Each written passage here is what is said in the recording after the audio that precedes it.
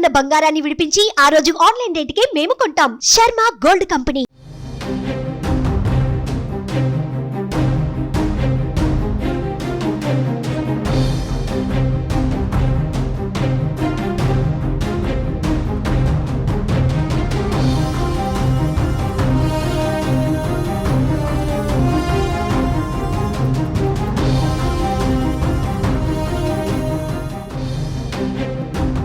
ఖమ్మంలో దారుణం చోటు చేసుకుంది. కనీసం మానవత్వం లేకుండా సొంత అమ్మనే చంపేశాడు ఓ కిరాత కొడుకు. ప్రేమికురాలికి ఫోన్ కొనివ్వడానికి అవసరమైన డబ్బు కోసం ఈ హత్య చేశాడనే వార్త తీవ్ర కలకలం రేపుతోంది. ఖమ్మం 7వ డివిజన్ ఖానాపురానికి చెందిన కొప్పెర లక్ష్మీనారాయణ వాణి దంపతులకు 2 కుమారులు ఉండగా చిన్న కుమారుడు గోపి మద్యం జల్సాలకు అలవాటు పడ్డాడు.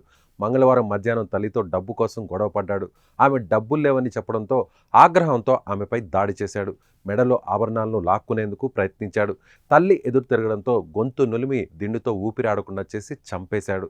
హత్యానంతరం ఆమె ఒంటిపై ఆభరణాలు లాక్కొని పరారయ్యాడు. వాణి విగతజీవిగా పడి ఉండడంతో ఆమె భర్త పోలీసులకు సమాచారం ఇచ్చాడు. మొదట దొంగలు హత్య చేశారనే వార్త వచ్చినా తర్వాత కుమారుడు గోపియే ఈ హత్య చేసినట్లు పోలీసులు గుర్తించారు. లొకేషన్ ఆధారంగా తొలుత వైరా సమీపంలో ఉన్నట్లు, ఆ తదుపరి వెలుగుల మట్ల సమీపంలో ఉన్నట్లు గుర్తించారు.